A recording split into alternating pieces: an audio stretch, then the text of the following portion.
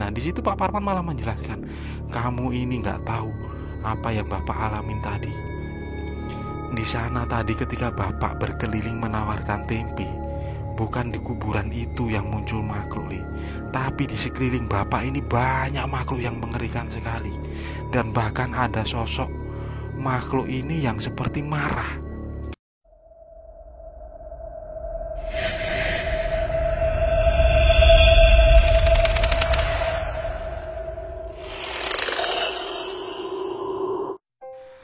Assalamualaikum warahmatullahi wabarakatuh. Selamat datang di channel Jalan Hidup AR5 bersama saya Are. Bagi teman-teman yang menyukai cerita-cerita mistis, horor atau urban legend, tolong bantu subscribe ya. Kali ini cerita agak sedikit berbeda. Biasanya tentang kejadian horor mistis itu menakutkan, tapi cerita ini sedikit ada bumbu konyolnya. Beberapa hari yang lalu, salah seorang teman lama bernama Fatir, dia ini menceritakan sebuah pengalaman yang cukup lama dia pendam. Nah, pengalaman ini dia alami bersama bapaknya. Jadi Fatir ini punya bapak, namanya Pak Parman. Aku juga mengenal beliau.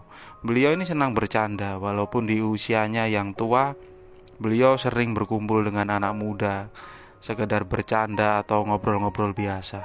Tapi di balik itu semua, ternyata mereka berdua, Fatir dan Pak Parman ini, pernah mengalami kejadian horor yang cukup konyol. Kejadian ini terjadi pada tahun 2004 dan selama itu Fatir ini memendamnya. Dia hanya menceritakan kepada beberapa orang terdekatnya, tapi kali ini dia menceritakan kepadaku supaya kisahnya ini bisa menjadi sebuah pelajaran. Pada tahun 2004 yang lalu, Fatir ini masih berusia 15 tahun. Dia ini waktu itu duduk di kelas 3 SMP. Nah, Pak Parman atau bapaknya Fatir ini sejak muda beliau ini terkenal senang dengan benda-benda pusaka. Dia sering bermain dengan seperti keris, batu ake, peninggalan dari leluhurnya termasuk kakeknya. Karena kakek dari Pak Parman ini adalah seorang paranormal. Nah, ketika sudah menikah bahkan sudah memiliki anak bernama Fatir ini, Pak Parman ini masih sering melakukan kayak semedi atau kadang nepi untuk mencari nomor togel, dan sering sekali beliau ini berkunjung ke tempat dukun atau paranormal. Salah satu dukun langganan Pak Parman ini adalah dukun setempat. Jadi di kampung beliau ini ada salah satu orang yang dianggap orang pintar. Beliau ini terkenal karena sering mengoleksi benda-benda pusaka, bahkan tamunya ini banyak dari orang luar kota. Pada waktu itu cerita dialami oleh Pak Parman.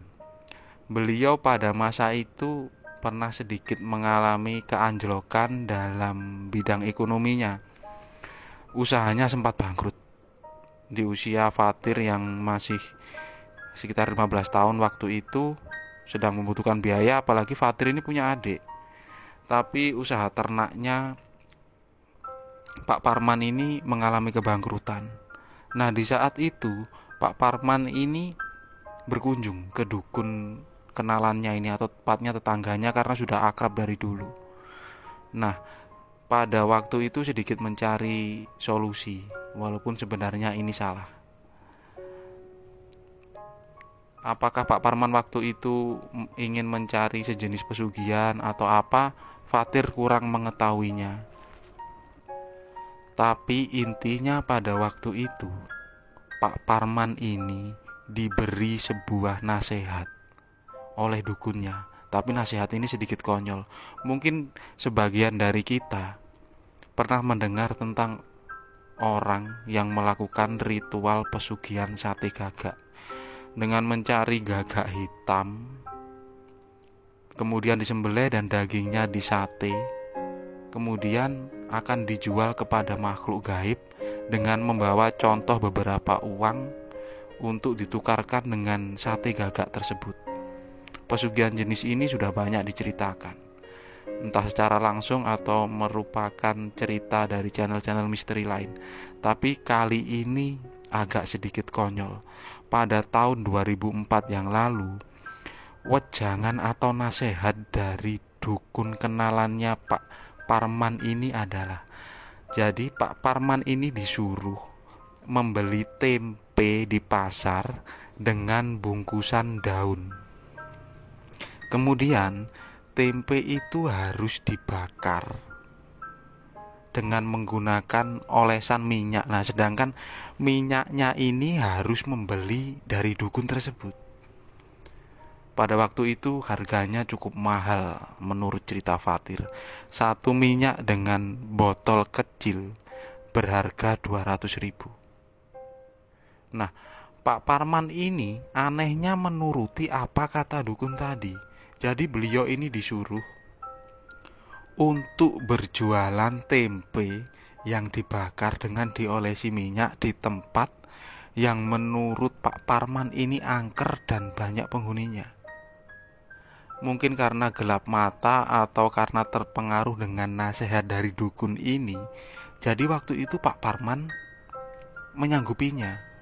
Nah, setelah harinya ini ditentukan, tepatnya waktu itu adalah malam Selasa Kliwon, Pak Parman disuruh mencari sendiri tempat di mana yang menurut beliau ini angker. Pada waktu itu, akhirnya Pak Parman ini memilih ada satu buah makam. Di situ tempat pemakaman umum, tapi berada di seberang desa. Beliau memilih tempat itu karena di sana pemakaman atau kuburannya ini jauh dari perkampungan warga. Bahkan di sana ini sangat terkenal angker sekali karena ada satu buah pohon yang sangat besar. Di situ menurut cerita dari orang-orang sekitar ada penghuninya. Dan waktu itu akhirnya Pak Parman ini mengajak anaknya bernama Fatir ini. Awalnya Fatir ini tidak mau karena dia ini penakut. Tapi karena desakan dari bapaknya, akhirnya mau tidak mau Fatir ini menuruti permintaan bapaknya itu. Beliau bilang kepada Fatir, "Kamu ini ikut saja, nanti temani bapak.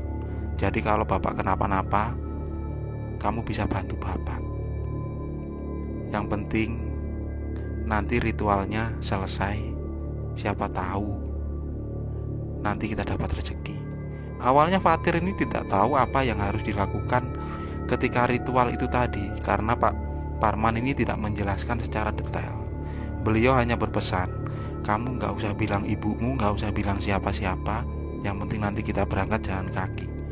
Sebelum berangkat, Pak Parman ini menyiapkan satu buah tempe yang dibungkus dengan daun pisang yang sengaja beliau beli pagi tadi di sebuah pasar tradisional di kampungnya.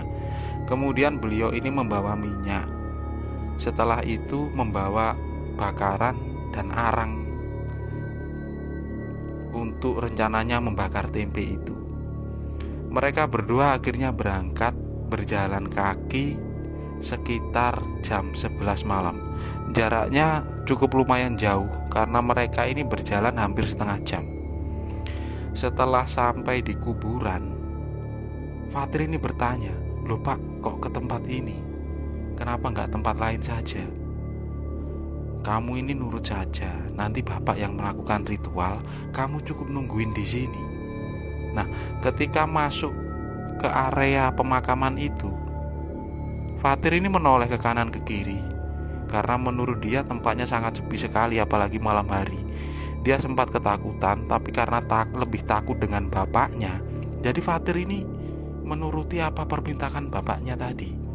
Nah, ritual ini dimulai. Pertamanya adalah Fatir ini disuruh menyalakan bara api, kemudian ditaruh arang.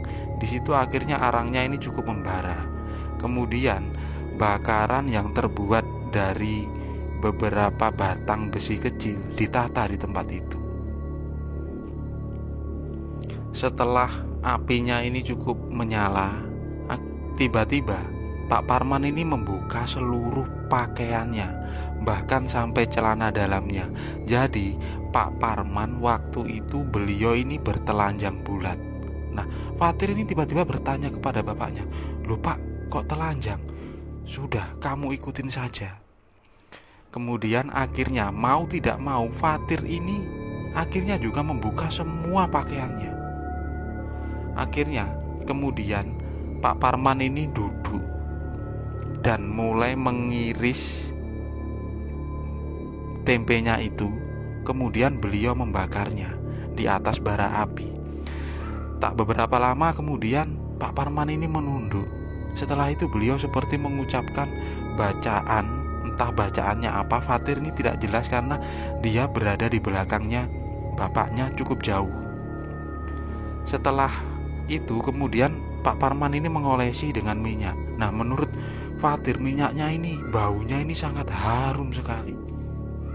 Setelah itu selesai, kemudian Pak Parman memanggil Fatir. "Tir, kamu kesini, kamu jaga tempe ini. Nanti kalau sudah agak gosong kamu balik."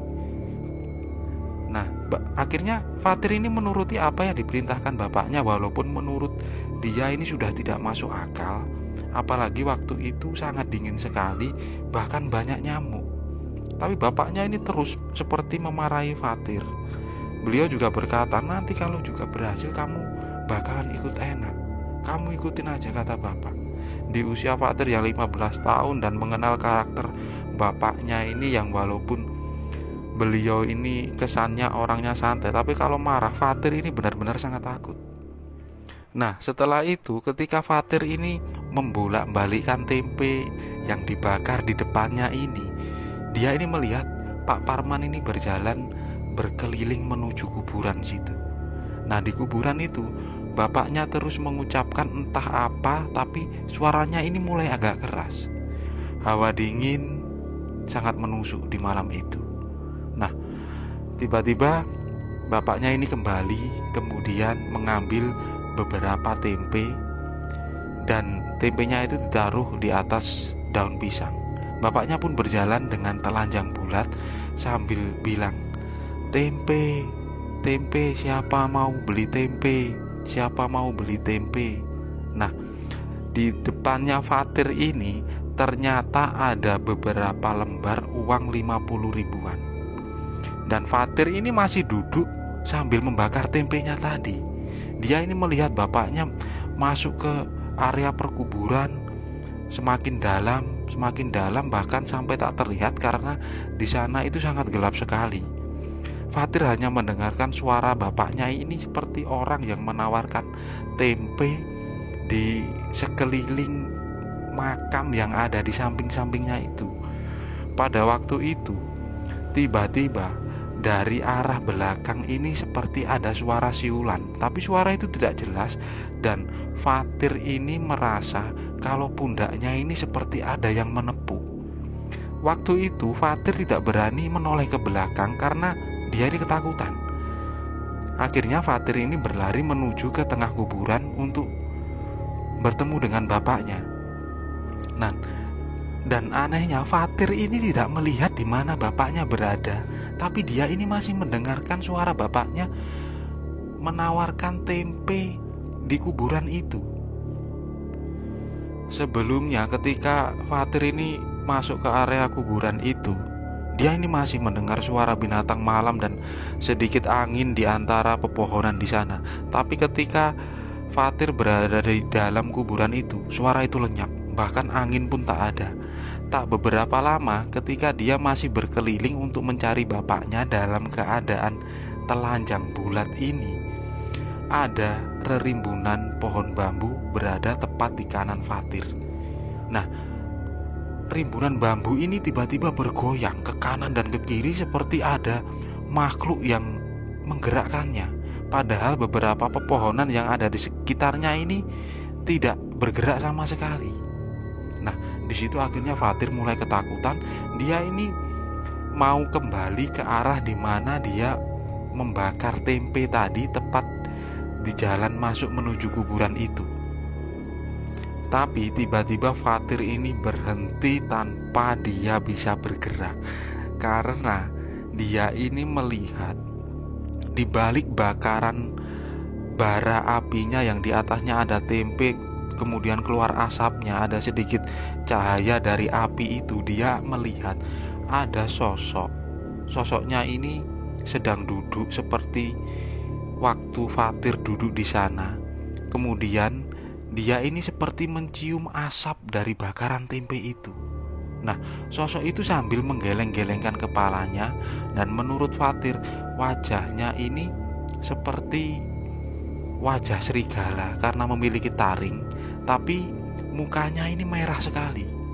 Ketika Fatir mau berjalan mundur kembali ke area kuburan, sosok itu melihat ke arah Fatir. Tiba-tiba dari belakangnya Fatir ini kaget karena pundaknya ini ditepuk lagi. Nah, waktu itu dia spontan menjerit. Kemudian ternyata dari belakangnya itu adalah Pak Parman. Nah, di situ Pak Parman langsung marah lagi kepada Fatir ini, "Kamu jangan teriak-teriak di sini." Tapi ketika Fatir mau menunjukkan sosok yang berada di tempat duduknya tadi, ternyata sosok itu sudah menghilang. Nah, kemudian akhirnya mereka berdua kembali ke tempat itu. Pak Parman langsung mengoleskan sisa minyak di botol kecil tadi ke seluruh bakaran tempat dia membakar tempe di bara api itu. Spontan baunya ini kembali muncul, bahkan baunya ini sangat menyengat sekali. Di situ Fatir mengalami untuk kedua kalinya dia ini merinding sekali. Nah, pada waktu itu akhirnya tiba-tiba dari balik rerumbukan pohon bambu yang berada di sebelah kanan kuburan itu muncul sosok. Nah, yang aneh, sosok itu berjalan seperti layaknya seorang manusia, tapi badannya ini besar. Ketika sampai di tengah kuburan, sosok itu menghadap ke arah mereka berdua. Dari situ kemudian Pak Parman ini, anehnya beliau tidak menawarkan apa yang dia jual kepada sosok itu. Pak Parman cuma bilang, "Le, Tir, ayo kita pulang." Kemudian akhirnya Pak Parman dan Fatir ini berjalan pulang tanpa menoleh ke belakang lagi. Nah, waktu itu Pak Parman bilang kepada Fatir, "Ayo cepat, kita agak lari." Jadi waktu itu mereka berdua masih dalam keadaan telanjang dan membawa sandal serta pakaian di tangannya. Mereka ini berjalan pulang. Nah, setelah keluar dari area perkuburan itu atau pemakaman itu, kemudian Pak Parman ini bilang, "Ayo kita pakai baju, Le, cepet, kita pakai baju." Setelah mereka memakai baju, mereka berjalan. Dan waktu itu Pak Parman ini seolah-olah mau meninggalkan Fatir karena beliau ini berjalan lebih cepat. Nah, setelah keluar dari tempat sepi, kemudian mereka masuk ke kampung mereka ini. Di situ akhirnya Pak Parman bilang, "Ayo istirahat dulu." "Loh Pak, kenapa Bapak ngajak pulang? Apa Bapak tadi takut? Bukannya ini adalah niatan Bapak." Nah, di situ Pak Parman malah menjelaskan, "Kamu ini nggak tahu apa yang Bapak alamin tadi. Di sana tadi ketika Bapak berkeliling menawarkan tempe, bukan di kuburan itu yang muncul makhluk, Li, tapi di sekeliling Bapak ini banyak makhluk yang mengerikan sekali. Dan bahkan ada sosok makhluk ini yang seperti marah karena dia ini memandang Bapak dengan muka yang sangat seram sekali. Makanya waktu itu Bapak tidak melanjutkan dan mencari kamu. Ketika Bapak mau berteriak, justru suara Bapak ini hilang. Untungnya Bapak tadi ngelihat kamu." Nah, dari situ akhirnya Pak Parman dan Fatir ini pulang. Kemudian keesokan harinya, menurut cerita Fatir, bapaknya ini menuju ke dukunnya tadi yang memberi wejangan atau perintah itu. Ketika Pak Parman ini menjelaskan ke dukun atau temannya ini, justru dia ini malah tertawa. "Kamu ini tidak niat cari pesugihan, Man. Orang sudah ada yang mau beli, kamu kok malah takut. Ya memang begitu resikonya." Dari situ kemudian Pak Parman ini bilang, "Sudah Kang, aku gak mau. Aku ampun. untuk kali ini saja aku melihat sosok-sosok yang menakutkan seperti itu. Nah, kemudian akhirnya beliau tidak pernah melakukan hal-hal seperti itu lagi. Karena Fatir ini ketika mau menceritakan hal ini, dia ini sudah izin kepada bapaknya. Pada waktu itu bapaknya ini berpesan supaya agar kisah seperti ini tidak dicontoh oleh siapapun. Jadi tentang pesugihan itu memang banyak sekali caranya, termasuk untuk satu hal itu yang mungkin banyak orang yang tidak pernah tahu atau mendengar kisah itu. Tapi menurut beliau kisah ini sudah pernah beliau alami sendiri. Jadi untuk kedepannya tentang siapapun jangan pernah tergoda untuk melakukan hal-hal seperti ini. Karena kalau sudah salah jalan, kita akan susah untuk kembali. Itulah cerita dari salah seorang sahabatku bernama Fatir. Terima kasih buat teman-teman yang sudah menonton video ini. Jika teman-teman suka, tekan tombol like. Jika tidak suka, tekan tombol dislike. Itu pun kalau tega. Komen ya, kasih masukan, atau kita berbagi cerita horor. Subscribe, share juga boleh. Terima kasih dan wassalamualaikum warahmatullahi wabarakatuh.